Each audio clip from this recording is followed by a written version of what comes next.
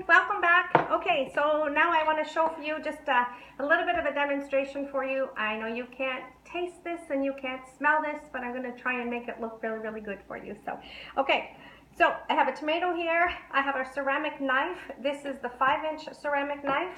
We also then have a 4-inch ceramic knife, and they both come with covers so you can put them in your drawer and not worry about your fingers.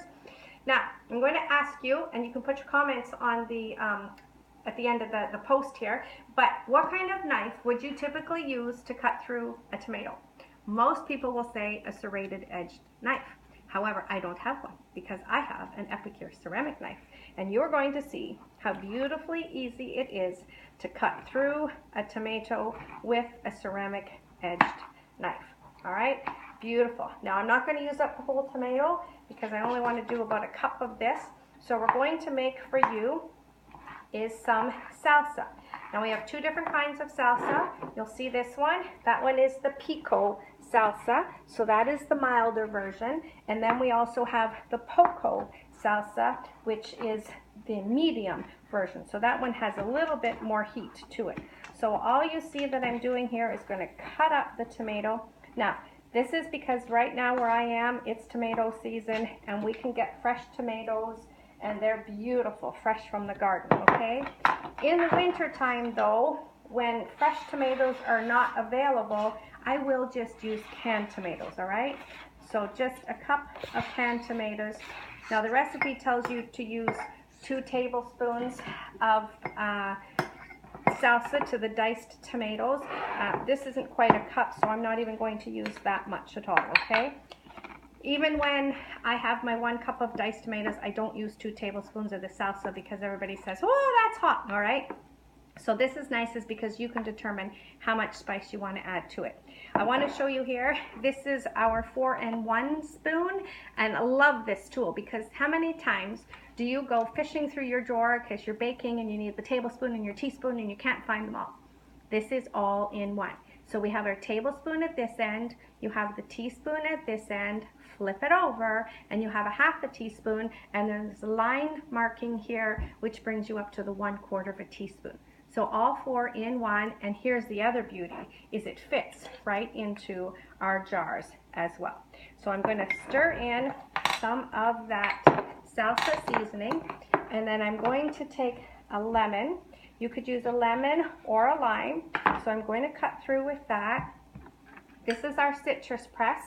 So of course you see it's yellow and green because your limes will fit in on this side, and if you want to do a lemon, it's going to fit in on this side. Now typically I thought you were always supposed to put them in like this.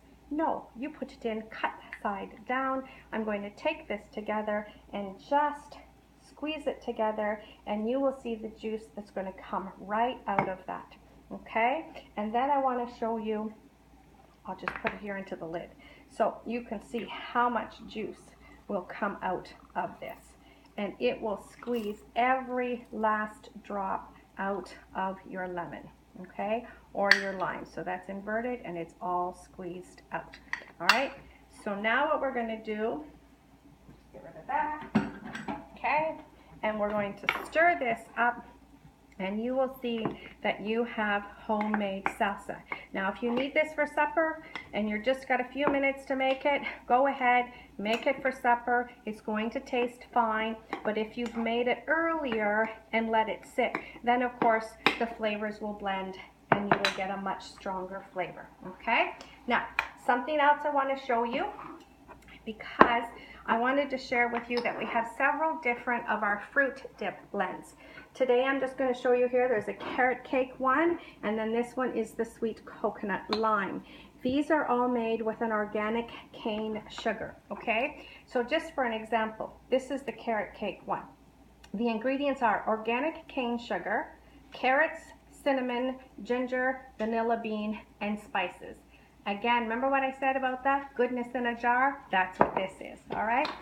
So we're going to take my yogurt, and I use Greek yogurt, and this is great for your kids too because oftentimes, you know, you can go to the grocery store and you can buy fruit flavored yogurt, you can buy vanilla flavored yogurt, but please next time you do that, pick up the container, and read the amount of sugar that's really in there, all right? If you start with just a plain yogurt, you can stir that into a bowl, all right?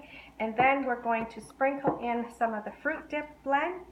This is with our dip and spreader spoon, so I can stir with this, but you see here on this end, we also have the teaspoon.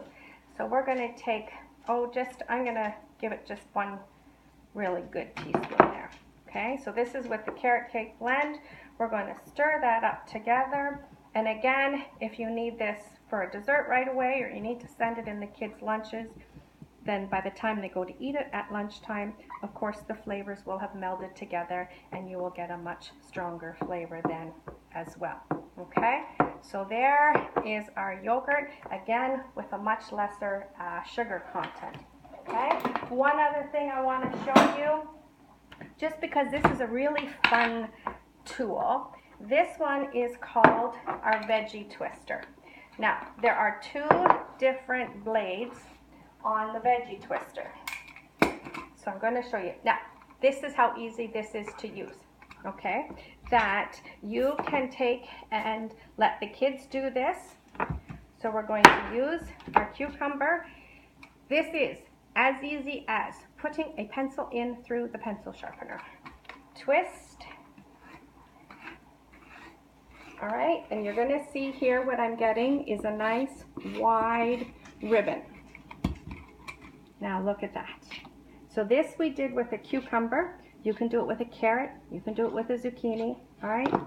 Something else you can do. I've done this at kids' cooking classes, and I let them use the veggie twister. And then they take and roll this, and now they've made little cucumber roses, or they can do zucchini roses or carrot roses. You can do this and put it in your salad. If you're making up an appetizer platter or a fruit and vegetable tray, you can decorate with those as well. All right, now we're going to just take and switch this over to the other side, and this is really cool. Now I'm doing this with cucumber, so this is a great way to add it into a salad, okay? But then what you could do is, especially if you're doing it with a zucchini, you're going to make what I call zoodles. So you're going to make zucchini noodles. So again, these are cucumber noodles, but you can do them up as zucchini noodles. Put those in your Epicure steamer, put some seasonings on that, put it in the microwave for a couple of minutes, and you've made a really good substitute pasta dish too. So, all right, so those are a few things I wanted to share with you. So hope you enjoyed that. If you have any questions, please post below.